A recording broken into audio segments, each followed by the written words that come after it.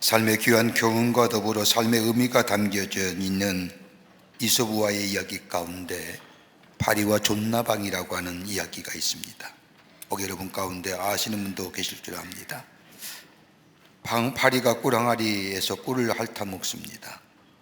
변두리에서 조금씩 핥아 먹으면 될 것을 조금 더 하고 더 많이 먹으려고 깊이 들어갔다가 그만 꿀 항아리에 빠져버리고 말았습니다. 날개에 꿀이 젖어서 날 수 없게 되었고 그냥 거기서 꿀 좀 먹다가 죽게 될 지경이 되자 이 모습을 본 좀나방이 파리 주변을 날면서 이렇게 비웃는 겁니다. 야 이놈아, 아니 조그만 놈이 변두리에서 먹어도 될 걸 가지고 뭐 그 안까지 들어갔다가 그 모양이 되었느냐.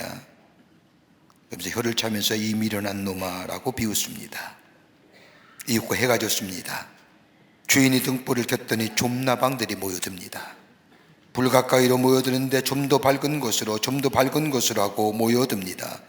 그러다가 그만 불에 타 죽는 겁니다. 이 모습을 꿀 항아리에서 본 파리가 한마디 합니다. 너는 나보다 더 바보다. 그러면서 자기도 죽었다고 합니다. 자기 욕심과 자기 정욕에 끌려 살다가 비참하게 죽는 모습을 우화로 우리에게 교훈하는 이야기일 것입니다.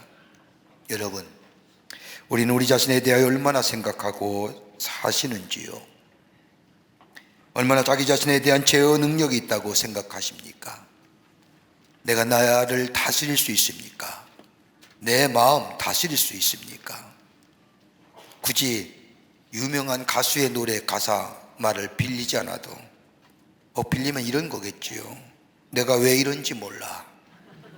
도대체 왜 이런지 몰라. 모를 겁니다. 얼마나 내가 원하는 대로 살고 있는지요.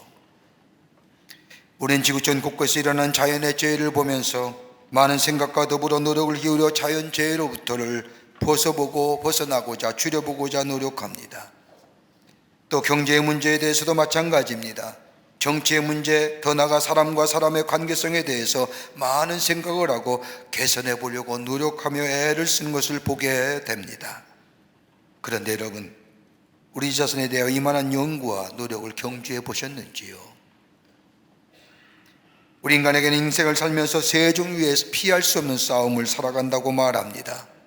누구도 이 싸움에 예외가 없습니다. 그 하나가 자연과의 싸움입니다. 많은 재난과 싸워야 합니다. 홍수라든지 지진 같은 것과 싸워야 하며 추위와 더위와 싸워야 합니다. 그뿐 아니라 인간의 질병 이런 것들과도 싸워야 합니다. 특히 질병과의 싸움에서 이기면 건강하고 지면 죽는 겁니다. 결국 자연과 조화를 이루지 못한 인간의 삶의 모습이라고 말할 수 있겠습니다. 또 하나의 싸움이 있다면 인간과 인간의 싸움입니다. 우리의 이웃을 협조자로, 반가운 사람으로, 사랑하는 사람으로 대하지 못하고 경쟁자, 싸움의 대상자로 바라보며 긴장관계 속에 살아가는 우리들의 모습이라고 할 것입니다. 여러분, 상점에 가서라도, 시장을 가서라도 물건을 사실 때 제값 주시는 분 계십니까? 요즘은 다 제값 주시더라고요. 근데 얼마 전만 해도 어떻게 하면 속지 않고 좋은 물건을 싸게 살까? 깎지요. 물건 파는 집사람 입장에서는 어떻게 하면 좀 더 많이 팔고 물건값 잘 받을 수 있을까? 미묘한 긴장관계 속에서 사고 파는 것을 보게 됩니다. 우리 속에 이런 긴장감이 있으면 이것이 과하게 되면 스트레스라고 하는 질병 속에 살아가게 됩니다. 나와 다른 사람의 관계도 그러하지 않습니까? 그와 나와의 관계, 상대편이 조금이라도 이상한 행동을 보이면 저 사람이 왜 내가 이렇게 대할까? 왜 저렇게 대할까? 고민합니다. 그러면서 다른 사람과의 관계를 새롭게 정립하기 위해서 무던히 애를 씁니다. 그런데 실패하기가 많지 않습니까? 또 하나 있다고 한다면 무서운 싸움입니다. 자기 자신과의 싸움이라 할 것입니다. 자신의 욕망과 욕심과의 싸움을 합니다. 자신의 게으름과도 싸움을 하며 우리의 삶 속에 나와 나 자신에 관계되는 이 싸움, 할 때마다 여지없이 지고 마는 우리의 삶. 성경은 그렇게 해서 영적인 싸움이라고 말합니다. 우리 안에 끝없이 일어나는 분노와 질시, 그리고 다른 사람과 비교하며 느껴지는 상대감, 발탈감, 이것 때문에 이유 없이 분노하는 우리의 삶들, 이거 다스려야 되는데 아무리 노력해도 다스려지지 않습니다. 나 자신과의 싸움 가만히 보면 싸울 때마다 백전백패입니다. 내가 많이 배웠다 할지라도, 많은 경험치를 갖고 있다 할지라도, 내가 사회적 지위가 높다 할지라도 나와 나 자신과의 싸움에는 여지없이 지고 마는 우리의 삶, 어떻게 하면 우리 안에 이 자기와의 싸움에서 이겨 승리하는 인생으로 살아갈 수 있을까요? 아마 기독교의 선교 역사상 사도 바울만큼 훌륭한 인물, 위대한 사람은 없을 겁니다. 그의 일생의 고백을 들어보면 가슴 뜨겁게 하는 장면들이 여러 곳 있습니다. 그런데 그의 신앙의 귀한 교훈 가운데 어떻게 이 신앙의 위대한 인물이 이렇게까지 고백할 수 있을 정도로 그의 실존의 고백을 고백한 말씀이 로마서 7장의 말씀에 나옵니다. 한 번도 보지 못한 로마의 교인들에게, 바울을 위대한 신앙의 스승으로 생각하는 저 로마 성도들에게 자신의 모습을 적나라하게 보여줍니다. 그것이 바로 로마서 7장 19절의 말씀입니다. 내 지체 속에 한 다른 법이 내 마음의 벽과 싸워 내 지체 속에 있는 죄의 법 아래로 나를 사로잡아 오는 것을 보는도다. 오라 나는 권고한 사람이로되 이 사망의 몸에서 누가 나를 건져내리라라고 얘기합니다. 내 마음속에 언제나 마음의 법과 죄의 법이 항상 싸우고 있다는 고백입니다. 그러면서 이 실존의 고백 속에서 사도 바울은 내가 예수 그리스도 안에서 구원을 받았다고 하는 구속함의 은혜를 고백합니다. 그러면서 고린도전서 9장 27절에 와서는 내가 내 몸을 쳐서 복종하게 하면 내가 남에게 전파한 후에 자신이 드디어 버림을 당할까 두려워함이로다. 내가 내 몸을 쳐서 복종케 한다는 겁니다. 나라는 존재는 그대로서는 아니 된다는 겁니다. 늘 생명의 몸 안에서 나를 쳐서 복종케 해야만이 나라는 존재가 하나님 앞에서 바른 존재가 된다는 겁니다. 그러면서 자신을 쳐서 마음의 법칙 구원의 법 아래로 복종케 하는 이유를 이렇게 설명합니다. 남에게 복음을 전하고 나는 오히려 버림을 받을까 두려워하노라. 다른 사람에 대하여 예수 믿으십시오, 예수 믿으면 구원받습니다라고 얘기하지만 혹 나는 내 자신과의 싸움에 져서 내 욕망과 내 정욕대로 살다가 내가 혹시나 저 버림받을까 두려워하기 때문에 나를 쳐서 복종케 한다. 더 나아가 고린도후서 12장 7절의 말씀을 보면 여러 계시를 받은 것이 지극히 크므로 너무 자만하지 않게 하시려고 내 육체에 가지고 사탄의 사자를 주셨으니 이는 나를 쳐서 너무 자만하지 않게 하려 하심이니라. 나를 쳐서 복종케 하기 위해서 자신과의 가혹한 싸움에 대하여 내가 스스로 이길 수 있고 내가 승리할 수 있는, 나도 모르게 내 마음속에 불쑥불쑥 솟아오르는 이 정욕과 내 이 욕망의 모습들을 내가 쳐서 복종케 하기 위해서 내 몸에 육체에 가지고 사단의 사자가 있다는 겁니다. 자신의 질병을, 자신의 아픔을 하나님께 주신 은혜로 생각하는 겁니다. 그 은혜가 내게 있어야만이 나를 겸손하게 하고, 이거 없이 나는 겸손할 수가 없어 오만한 자리에 들어가게 되고, 이것 없이는 다른 사람과의 관계 속에서 다른 사람을 이해할 수 없게 되고, 이거 없이는 하나님의 은혜가 어떤 건지 내가 깨달을 수 없는 존재이기에 하나님이 내게 은혜 족하다는 것으로 내게 육신의 가시 이 사단의 사자를 내게 주셨다고 말씀합니다. 얼마나 귀한 믿음의 고백입니까? 그러면서 오늘 바울은 갈라디아 교회 성도들에게 말씀합니다. 육체의 욕심을 따라 사는 삶과 성령을 따라 사는 삶, 이게 서로 대적한다는 겁니다. 성령을 따라 사는 인생의 모습, 이것이 바로 바른 그리스도의 삶이요, 기독교의 핵심은 성령 안에서 살아가는 삶이요, 기독교의 본질은 하나님과 연합하여 성령을 통해서만이 가능한 삶이라고 바울은 갈라디아 교회에게 편지하면서 바른 그리스도의 삶, 영적인 승리의 삶, 자기를 이기는 승리의 비결이 어디서 나오는 거예요? 여러분, 우리가 예수를 믿어 예수의 십자가의 은혜 안에서 예수님이 내 죄를 사하시기 위해서 내 대신 죽었다고 하는 이 대속의 은총을 내가 받아들여 예수를 믿고 구원받아 예수가 나의 삶의 주인됨을 고백하는 우리의 삶, 그렇다고 한다면 우리 안에 있는 이 욕심과 정욕 그리고 하나님의 계심을 살아가는 삶을 어떻게 전하며 사는 삶이 될 수 있을까요? 오늘 본문의 말씀은 바울은 우리에게 몇 가지로 귀한 영적인 교훈과 하나님의 말씀을 해주시고 계십니다. 정녕 하나님이 원하시는 삶이 어떤 삶이, 나를 이기고 내가 나를 승리케 하는, 그래서 하나님을 기뻐하시는 삶 어떻게 이루어질 수 있을까요? 함께 말씀을 나누며 은혜 받기를 원합니다. 첫째는 성령을 따라 살아가라는 겁니다. 성령을 따라 살 때에 나를 이길 수 있는 겁니다. 내 육체의 소욕을 이길 수 있다는 겁니다. 갈라디아 5장 16절의 말씀을 보면 성령을 쫓아 행하라, 그리하면 육체의 욕심을 이루지 아니하리라. 그러면서 5장 17절에 와서는 성령의 소욕은, 육체의 소욕은 성령을 거스리고 성령은 육체를 거스리나니 이들이 서로 대적하므로 너희가 원하는 것을 하지 못하게 하려 함이니라. 성령과 육체가 서로 대적한다는 겁니다. 여러분, 성경 말씀을 읽어보면 성경은 우리에게 이해를 돕기 위해서 쓰는 하나의 용법이 있다고 한 대조법입니다. 서로 대치하는 것을 기록함으로 우리의 이해를 돕는데, 본문의 말씀은 성령과 육체를 대조하여 우리의 이해를 돕습니다.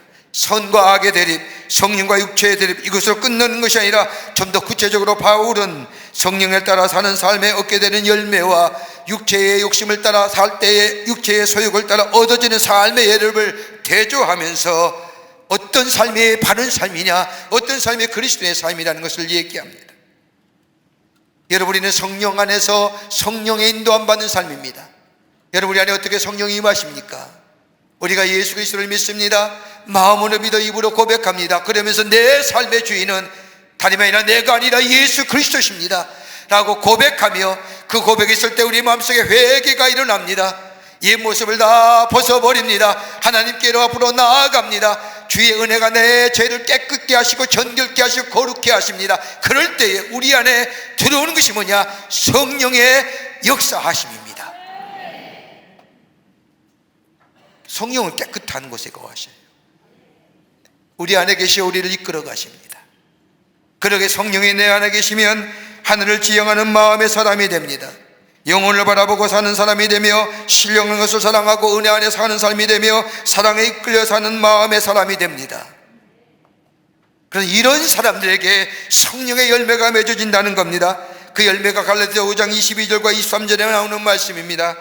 성령의 열매는 사랑과 희락과 화평과 오래 참음과 자비와 양성과 충성과 온유와 절제니 라고 하는 이 성령의 열매가 맺어지게 됩니다. 어디요? 성령 안에 거하면. 그러나 육체를 따라 사는 삶, 현재를 지향하는 마음입니다.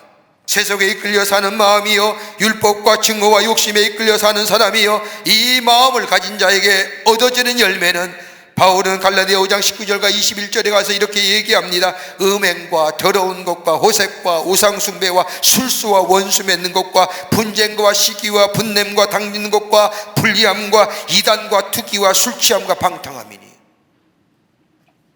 여러분, 멀리 볼 거 없어요. 눈을 들려 밖에만 보세요.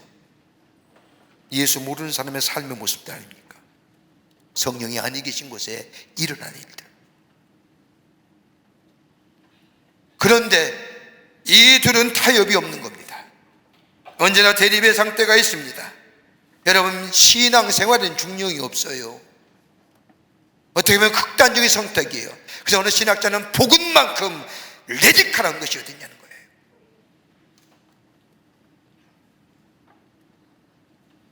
신앙에는 중앙지대가 없습니다. 중간지대는 더더욱 존재하지 않습니다. 아무리 인간의 이상으로 판단해봐도 육체의 소욕을 따라 사는 삶, 잘못된 거 압니다. 열머리 보니까 이건 아닌 거 압니다. 그런데 가야 할 길이 아님을 알면서도 우리는 그 길을 걸어가지 않습니까?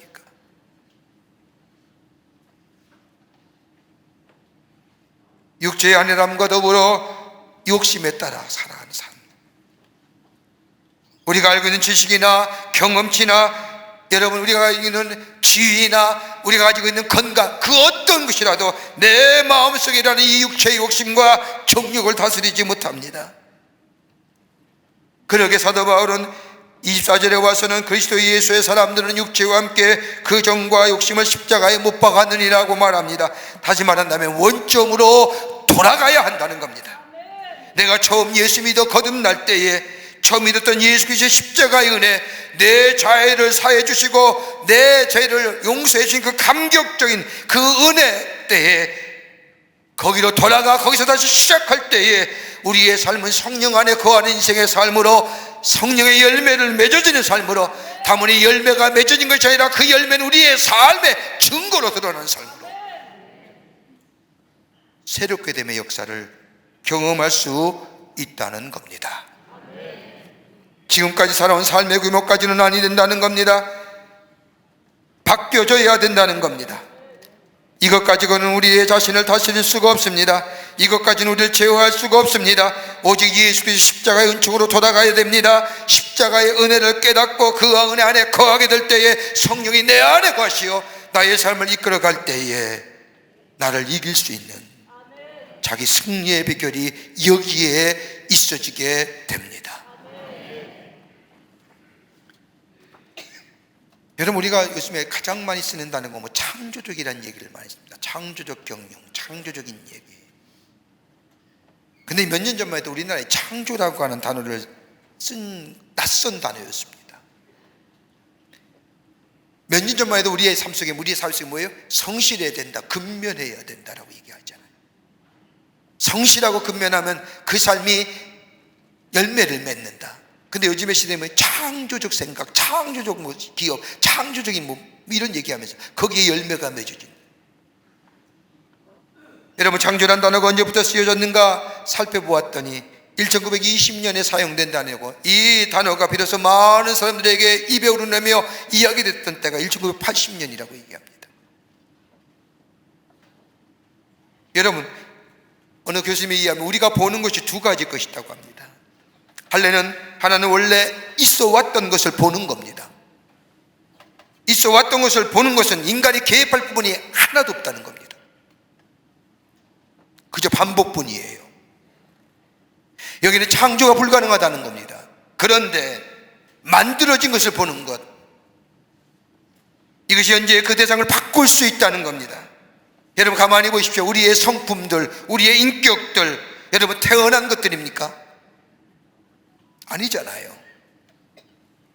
내가 이 땅에 태어나면서 내가 배웠던 지식과 경험과 환경과 여건이 내가 가지고 있는 지금의 성품과 인격이 되고, 이것이 내 가치관과 세관이 되어 지금 나를 만들어 나라는 존재를 이야기하는 거 아닙니까? 만들어진 것을 보는 거예요. 마치 백지에 그림을 그리듯이 우리는 이미 그려진 그림 속에 사는 거 아닙니까? 그렇다고 한다면 만들어진 것이기에 창조가 가능하다는 겁니다. 변화할 수 있다는 거 아닙니까? 난 안 돼? 아닙니다. 새로운 창조의 역사가 일어나는 것 다름이 아니라 하나님의 거룩한 영이 내 안에 있게 될 때에 우리는 새로운 존재로, 새롭게 되면 무한한 가능성이 있는 존재로 새롭게 변화된다는 겁니다. 내 노력으로, 내 의지로 아무리 바르게 해보려고 노력하지만, 큰일을 내보려고 몸부림치지만 점점 내 안라는 존재에 그 안에 갇혀지고 나라는 인간 좀 더 형편없이 되어가는 인간의 모습이라는 겁니다. 그러나 하나님의 영이 내 안에 계시면, 성령이 내 안에 계시어 나의 삶을 이끌어 가시면 우리의 삶의 새로운 변화의 가능성, 새롭게 됨의 역사가 일어납니다. 여러분, 이게 생명이 있다는 겁니다. 생명 있는 자는 어제보다는 오늘이, 오늘보다는 내일을 새롭게 변화되기를 원하는 겁니다. 이 무한한 새롭게 됨의 가능성은 다름이 아니라 하나님의 영이 내 안에 있게 될 때에, 성령이 내 삶을 이끌어갈 때에, 이 성령은 어느 때임에요? 예수가 나의 구원의 짐을 고백하며 내 삶의 주인은 내가 아니라 예수 그리스도가 내 삶의 주인임을 고백하게 될 때에, 성령이 내 안에 계시어 내 삶을 이끌어갈 때에 내 삶은 새롭게 됨에 무한한 가능성의 삶으로 변해지게 되는 줄 믿습니다. 이게 그리스도인이에요. 두 번째는 온전한 그리스도의 인격으로 세워진다는 겁니다. 성령이 내 안에 계시어 성령을 따라 쫓아 행하게 되면 내 안에 그리스도의 온전한 인격으로 세워집니다. 예수 그리스도의 인격이 내 삶 속에 인격화된다는 겁니다. 그리스도의 인격이란 것은 다름이 아니라 성령으로 말미암아 이루어지는 겁니다. 성령으로 다듬어지고 성령으로 중생하고 성령을 통하여 성화되어 온전한 성숙한 인격으로 자라나게 한다는 겁니다. 여러분, 예수님 공생해 보세요. 성령의 삶을 통하여 증거하는 열매가 예수님의 성에 고스란히 담겨져 있음을 발견하게 됩니다. 예수님의 성품은 다름이 아닌 성령을 쫓아 행하셨기 때문입니다. 당신이 스스로 한 일이 아무것도 없습니다. 하나님과의 깊은 영적인 교통함인 기도를 통하여 교제할 뿐만 아니라 하나님의 거룩한 영이 성령의 인도함 받아 그의 공생의 일을 감당했습니다. 저절로 이루어진 것이 아닙니다. 예수님의 국률하심, 성령의 주 역사하시면 불가능한 일이에요. 예수님의 자비와 예수님의 선행과 그러기에 예수님의 공생의 생애는 성령의 인도함 받는 생이었습니다. 여러분, 예수를 오래 믿었다고 직분이 내게 있다고 해서 우리 애가 그리스도의 온전한 인격으로 자라나는 것은 절대 아닙니다. 하나님의 거룩한 영이 아니었으면 우리 온전한 성품과 온전한 인격의 사람이 될 수가 없습니다. 성령의 능력 없이는 증거도 없습니다. 성령의 은사 없이는 주님을 위한 사역 또한 불가능한 일입니다. 그러기에 오늘 본문 말씀에 성령을 쫓아 행하라라고 얘기합니다. 원본을 보면 성령을 쫓아 행한다는 것이 무엇인지 분명하게 우리에게 말씀합니다. 어떤 표본을 따라 닮아가는 것이 쫓는다는 것이고 일사불란하게 명령을 따라 따른다는 것이 쫓는다는 겁니다. 그렇다고 한다면 성령을 쫓는다는 것은 가면 가고 버리라면 버리고 가부를 말할 것이 없이 그대로 성령의 인도함을 따라 살아가는 행위라고 합니다.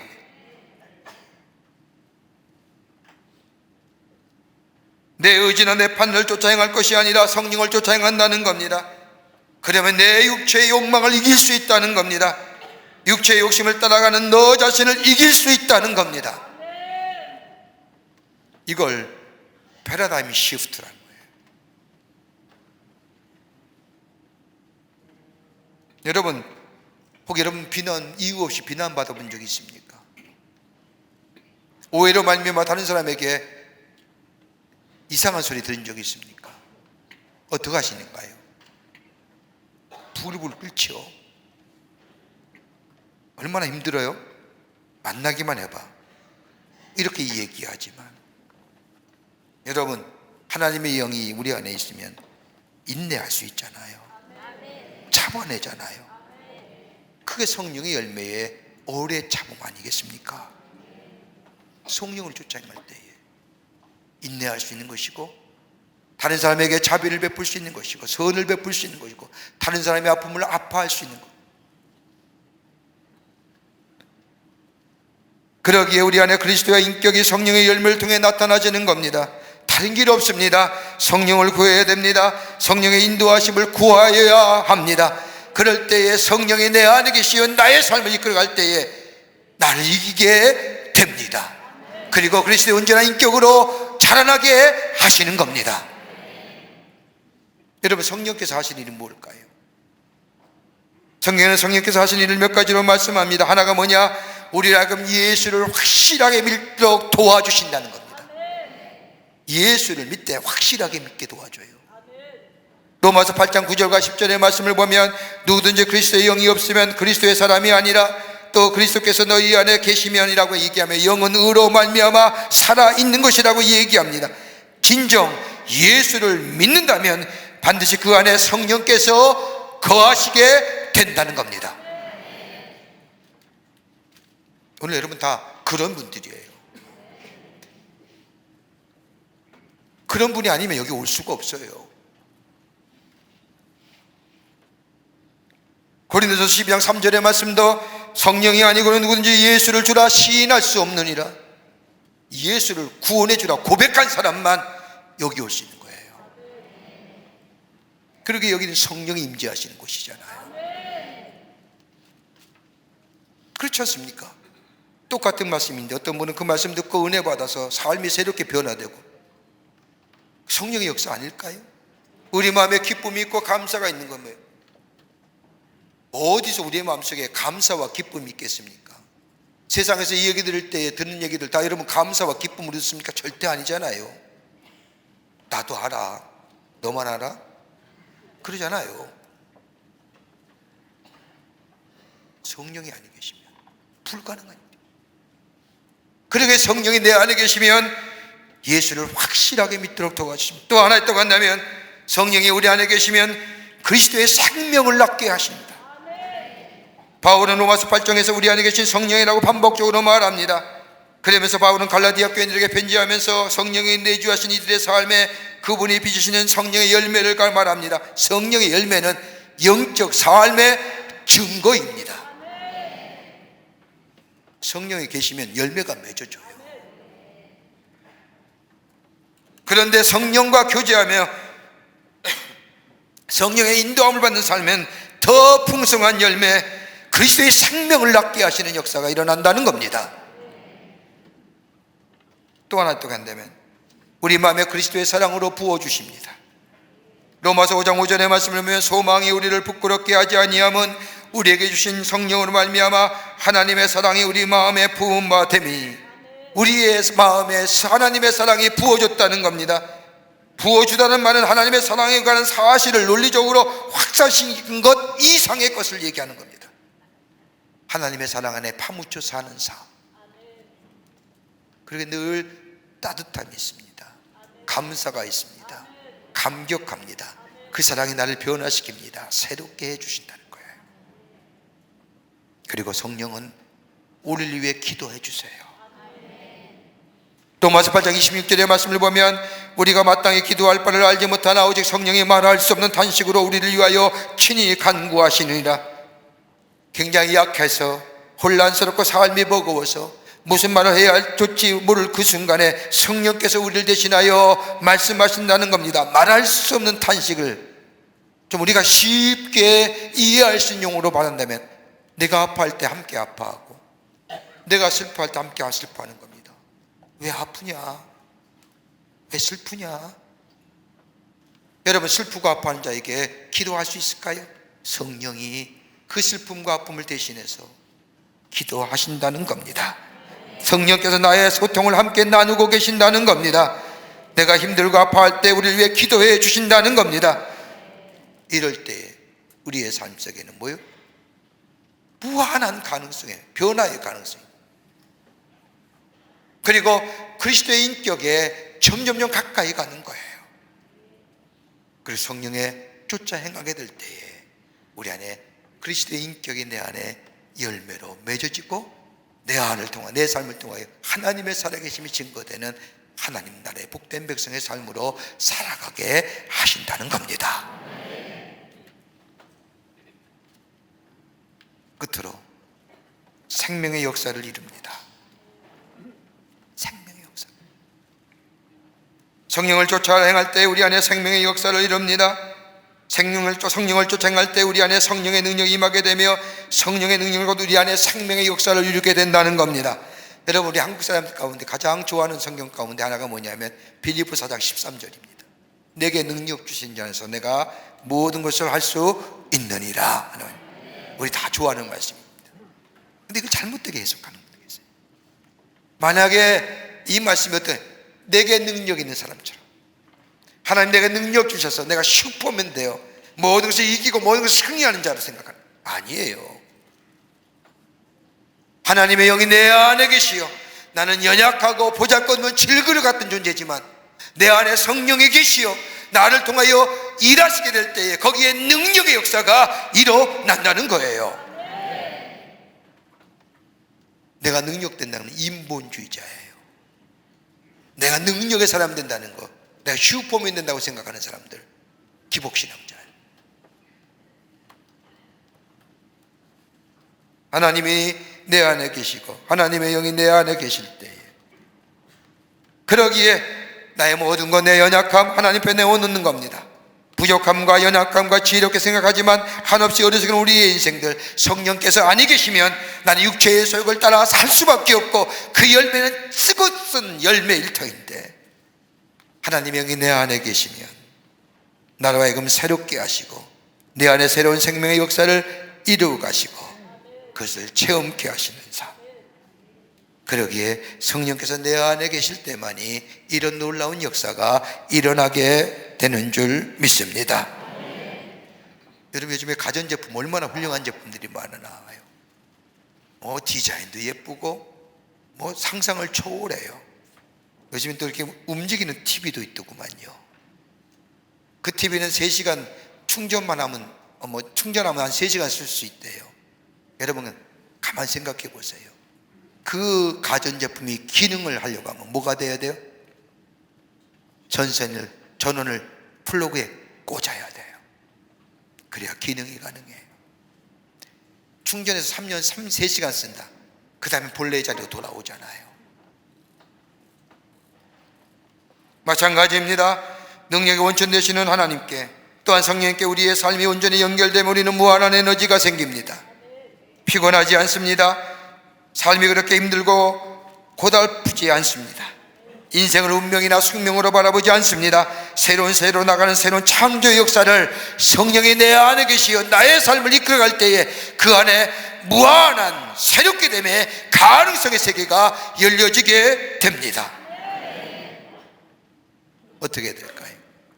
요한계시록 3장 20절의 말씀을 보면, 볼지어다 내가 문 밖에 서서 두드리노니 누구든지 내 음성을 듣고 문을 열면 내가 그에게로 들어가 그와 더불어 먹고 그는 나와 더불어 먹으리라 하신 것처럼 내 마음의 문을 여는 겁니다. 주님 어서 오시옵소서. 내 삶에 주장하시옵소서. 우리 하나님이 문 부시고 들어오신 분일까요? 열어? 안 열어? 그런 분 아니세요. 우리 하나님 얼마나 인격적인 하나님이신데요. 우리가 스스로 우리의 문을 열기를 원하시는 거예요. 우리의 문을 열 때 우리 주님이 들어오셔서 우리 마음에 자정하시고 우리의 삶을 이끌어 가실 때에 거기에 열매가 맺어지게 되며 온전한 인격의 소유자가 되며 나를 이기는 자 되는 거예요. 얼마 전에 비행기를 조종하시는 집사님과 함께 만나 대화할 기회가 있었습니다. 평소에 비행기 조종에 관심이 많아서 조종사인 집사님께 여러 가지 질문을 하는데, 그 집사님 말씀하는 가운데 비행기를 조종하여 비행할 때 2가지의 조종 방식이 있답니다. 하나는 계기 비행과 또 하나는 시계 비행이라는 겁니다. 비행기를 조종하는 모든 조종사는 이 2가지의 비행 방식 중 하나를 선택하여 조종 비행한다는 겁니다. 계기 비행은 비행기가 활주를 이륙할 때 관제탑의 지시를 따르고 관제 시스템의 통제를 받아 계기를 설정해 두는 것입니다. 그러면 계기가 비행기를 통제하여 매우 안전하게 비행할 수 있다는 겁니다. 그러나 시계 비행은 활주를 달릴 때 주위를 둘러보고 괜찮으면 이륙하고 비행 중에도 자신의 시야를 의존하는 것이 시계 비행이라는 겁니다. 날씨가 좋으면 하늘 상공을 나는 다른 비행기의 모습을 볼 수도 있고, 자신의 비행 조종수를 의존하여 그 묵중한 미국의 비행기가 나는 신경과 더불어 자신감도 가질 수 있다는 것이 뭐예요? 시계 비행입니다. 그런데 오랜 세월을 비행하는 비행사의 경우 비행하다 보면 악천후를 만날 수 있고 짙은 먹구름 속에서 방향을 잃을 수도 있다는 겁니다. 이럴 때 노련한 지종사들은 계기 비행을 한다는 겁니다. 자신의 숙련된 경험이나 자신의 숙련된 모든 가치나 이력에서 자신의 지식들을 철저하게 내려놓고 계기의 통제 모든 것을 맡겨버리는 거예요. 이게 노련한 조종사예요. 그러나 역설적으로 아마추어 조종사들, 얼마 되지 않는 조종사들은 계기 비행보다 시계 비행을 택한다는 겁니다. 내가 스스로 그 묵중한 비행기를 조종한다. 자기 마음대로 이 동체를 움직여 갈 수 있는 곳에 가고 싶은데 갈 수 있다.